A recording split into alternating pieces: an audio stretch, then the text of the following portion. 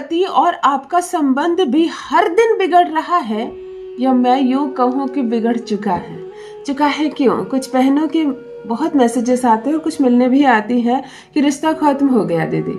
मैं कहती हूँ अभी रुको, क्या हुआ? नहीं, रिश्ता खत्म हो गया। क्यों खत्म हो गया? पेपर्स भी तैयार हैं, पति से कोई मिलने देता है नहीं, 1000 लोग आ गए इस दूरियों के बीच। यही होता है, दूरियां तुम खुद क्रिएट करती हो या तुम्हारा पति क्रिएट करता है मजाक में। क्या है, अभी छोटे छोटे लड़ाई झगड़े हो रहे हैं, तुम मायके चली जाओ, मैं यहाँ रहूंगा। उसके बाद ये जो दूरी होती है ना, ये बढ़ने लगती है, और उसके बाद इसमें रिश्तेदारों की एंट्री होने लगती है। कड़वा जरूर है, कड़वी जरूर है मेरी बात, लेकिन रिश्तेदार ही शादी करवाते हैं और रिश्तेदार ही शादी तुड़वाते हैं। हर शादी जो टूट रही है कोर्ट कचहरी में, हर तलाक जो हो रहा है, आप ध्यान से देखो, पति पत्नी उसके कारक नहीं होते हैं, उसके कारक रिश्तेदार होते हैं। पत्नी हद से ज्यादा मायके में बात कर रही है, एक एक चम्मच तक वो यहाँ हिलाती है तो मायके में खबर करती है, मैंने अभी चम्मच हिलाया, मैंने अभी चाय बनाया, रात को 12 बजे मैं ये बात की, सुबह 6 बजे मैं सास से ये बात की, इस वक्त ये हुआ, उस वक्त उन्हें। जब ये होने लगता है तो समझ लो कि स्थिति आ रही है तलाक होने वाली। जब पति पत्नी के साथ व्यवहार करे दूसरों से पूछकर, माँ कहेगी तब मैं तुमको बाहर लेकर जाऊंगा। मेरे दोस्त ऐसा नहीं करते, इसलिए मैं भी तुम्हारी नहीं मानूंगा। मेरा एक फ्रेंड है, उसने अपनी पत्नी के साथ ऐसा किया, तुम भी संभल जाओ वरना तुम्हारे साथ भी ऐसा होगा। मतलब जब पति और पत्नी के बीच अन्य कोई तीसरा आ जाए, अब उससे पूछकर वो तुम्हारे साथ व्यवहार करने लगे, समझो तलाक की तैयारी करो। आज ना हो तो 1 साल के अंदर होगा, लेकिन होगा जरूर। ये पवित्र पावन रिश्ता है, किसी तीसरे को अंदर आने की इजाजत नहीं है। झगड़ा करना है दोनों करो, झगड़ने वाला तो रिश्ता ही है। तुम दोनों दो अलग अलग घर में पले बढ़े हो, मत कहां से एक होंगे। झगड़ने वाला रिश्ता है, झगड़ो ना, परंतु घंटे 2 घंटे 4 घंटे के बाद फिर से प्रेममय होकर जुड़ जाना। जब जुड़ो तब भी किसी से मत कहो, जब लड़ो तब भी किसी से मत कहो। सहमत हो तो कमेंट सेक्शन में जरूर लिखना। जब भी कोई तीसरे की एंट्री हो जाए इस रिश्ते में, वो तुमसे कुछ कहता है, तुम्हें बुरा लगता है, तुम फोन करके किसी और को बोल देती हो। पत्नी जब लड़ती है, कुछ कहती है, तुमको दुख लगता है, तुम दूसरे को बता देते हो, ऐसा ऐसा उसने कहा। वो अपनी सलाह दे देता है और फिर एक सलाह आ जाती है तुम दोनों के बीच। मेरा भी अनुभव है, हो रहा है अच्छा खासा। आप लोगों से मिलकर इतनी कंसल्टेंसी देती हूँ मैं कि मेरा भी अनुभव हो रहा है कि रिश्ते आखिर टूट क्यों रहे हैं। लेकिन मैं एक एस्ट्रोलॉजर हूँ, एस्ट्रोलॉजी की बात करूंगी, और ये कारक भी ग्रह ही करवाते हैं। ये ग्रह ही है जो ऐसे दिन लाते हैं कि हमारे दोस्त, हमारे मित्र, हमारी माँ सब आ जाती है इस रिश्ते के बीच में, और रिश्ता दिन प्रतिदिन बिगड़ने लगता है। तो जब आपका भी रिश्ता समझो पूर्णतः खत्म हो गया, पेपर्स तैयार है, सिग्नेचर एक तरफ से हो गया है, तुम्हारे भी हो गए हैं, बस कुछ तारीखें और हैं जब दूर से देखना होता है पति को, उसके बाद फिर वो भी नहीं होगा। ऐसा लग रहा है अगर आपको कि काश एक बार वो मुझसे कोई बात करने का उनको मौका दे देते, मैं घंटे 2 घंटे बात करती और सब सॉल्व हो जाता। वो मौका नहीं मिल रहा है क्योंकि उसने फोन पर ब्लॉक करके रखा है। उसके परिवार रिश्तेदार इस कदर घेरे हुए हैं उसको कि तुमसे वो मिलने नहीं देंगे, तुमसे संपर्क ही नहीं करने देंगे। तब समझो रिश्ता खत्म है।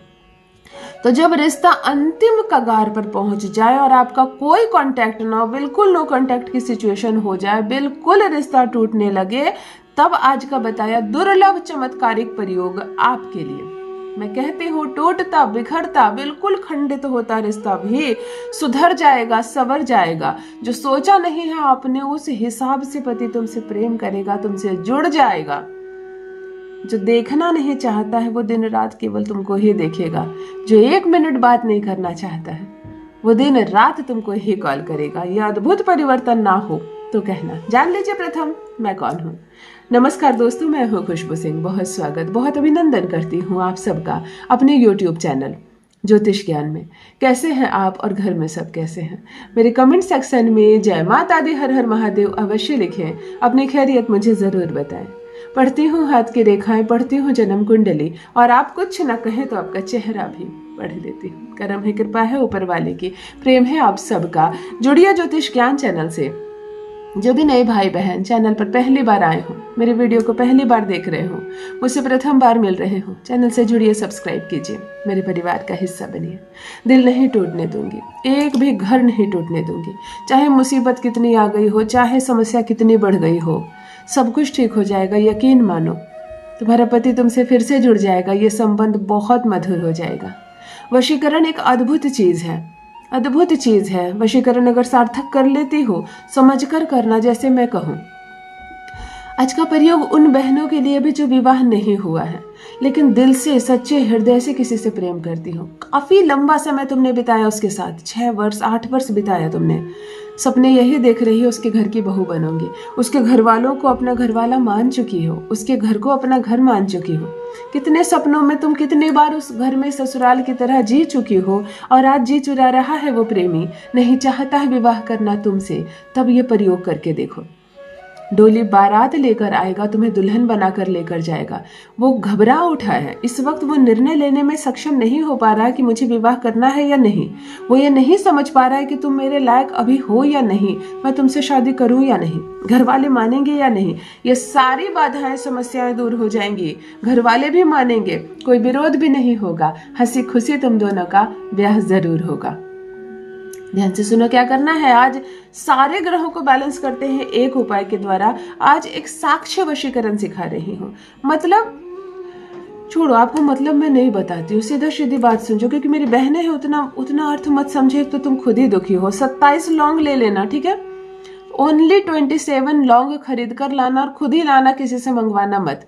सारे लौंग में फूल होने चाहिए, टूटे फूटे नहीं होने चाहिए। शनिवार की रात्रि को ये प्रयोग करोगी, शाम 7 बजे से रात्रि को 1 बजे के बीच में। शनिवार की रात्रि पीरियड में नहीं करना है, शुद्धता का, सफाई का ध्यान रखना है। रात को हाथ मुंह पैर अच्छे से धो लेना, और जहां बेड पर सोने जाओ वहां बैठ जाना।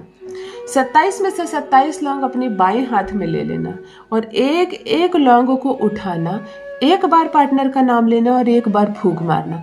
ये जो काम मैं बोलूँ, इसके अलावा अन्य कोई काम मत करना उस वक्त, ना कुछ बोलना, ना फोन उठाना, ना अन्य कोई मंत्र बोलना, ना कुछ भी नहीं। एक लौंग उठाया तुमने, एक बार पार्टनर का नाम लिया, एक बार एक कटोरी में रख लेना, एक किसी पेपर पे रख लेना। 27 लौंग एक एक करके उठाना, और 27 बार पार्टनर का नाम लेना, और 27 बार फूंक मारना, और इस पुड़िये को मोड़कर अपने तकिए के नीचे रख देना, और चुपचाप से सो जाना। अगले दिन प्रातः जैसे ही रविवार को जागो, थूकना मत, मुंह बासी होना चाहिए, पानी में लेकर कुल्ला मत करना। कपूर रखना रात में ही 4-5 टिकिया कपूर, क्योंकि लौंग ज्यादा है, उसको जलाने के लिए 2-3 टिकिया कपूर के रखना। बेडरूम में ही ये जलाना है तुमको, बेडरूम शुक्र का स्थान होता है। संडे को जैसे उठो, बासी मुंह इसको बेडरूम में ही कपूर में अग्नि लगाना, और 27 के 27 लौंग जलाकर खाक कर देना।